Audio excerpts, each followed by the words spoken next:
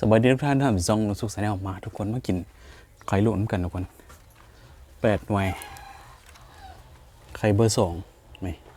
แกะออกมาละมาทดลองน้ำแจ่วกันก่อนเป็นยังไงครับ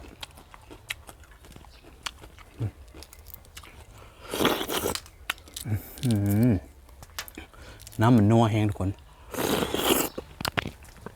แมงวันกันเลยเนาะ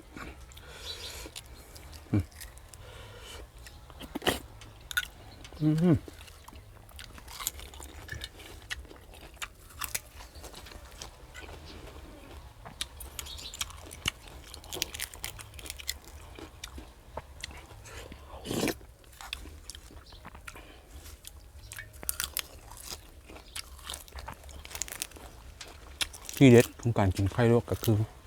ผักแพรวเข้ากันชุดตอนนี้มันแข็งอ่ะนี่นะทุกคนแพรวมากเนาะแต่ว่ามันตัวเบอร์2ไปเลย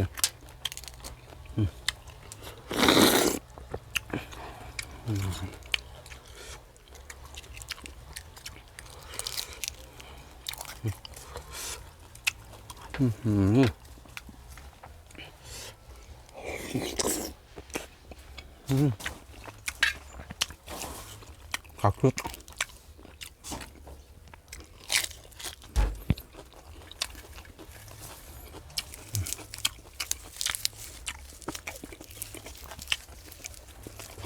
ที่เด็ด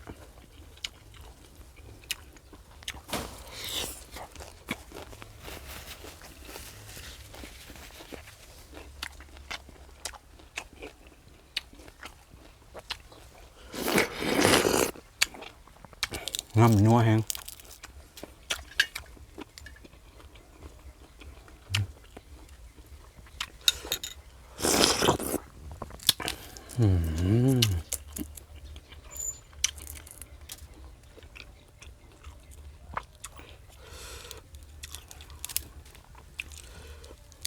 แบบเสียเลยทุกคน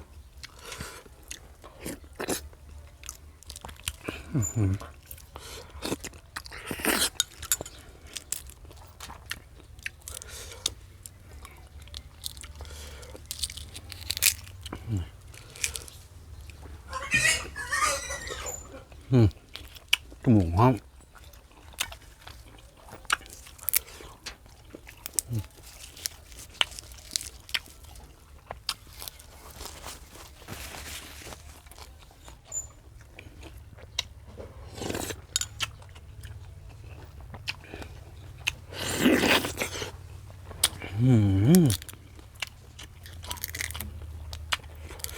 ผักเยอะ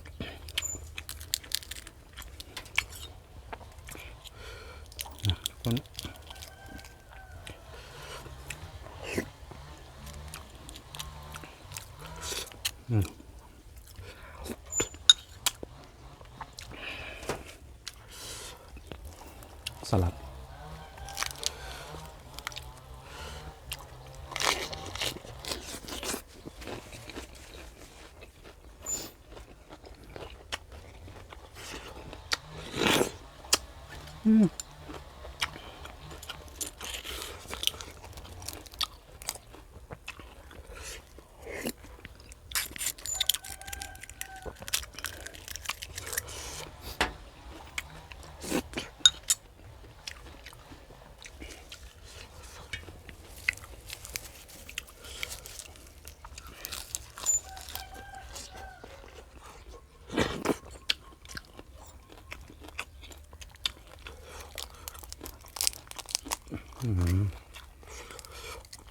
มาทุกคน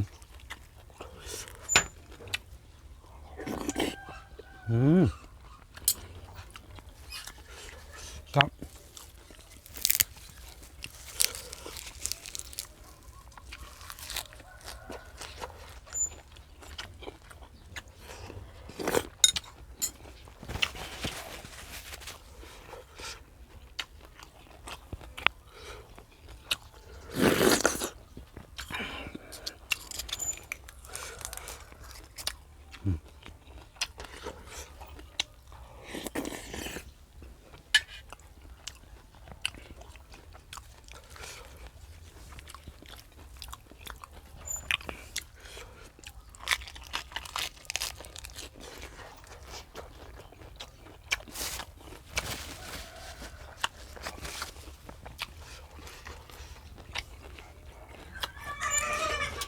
ตัวหมูห้องกัดกัน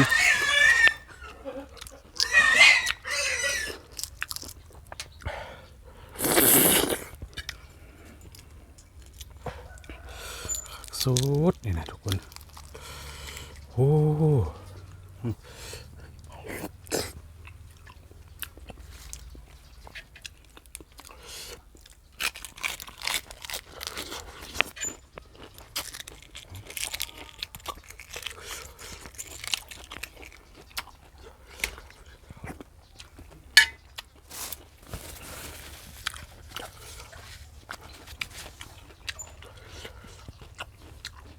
เอาล่ะทุกคนสำหรับคลิปนี้ก็จบกันที่นี่ก่อนละพอกับคลิปใหม่อย่าลืมฝากคอมเมนต์กดไลค์กดแชร์ด้วยทุกคนแล้วคลิปนี้ไปแล้วสบายดี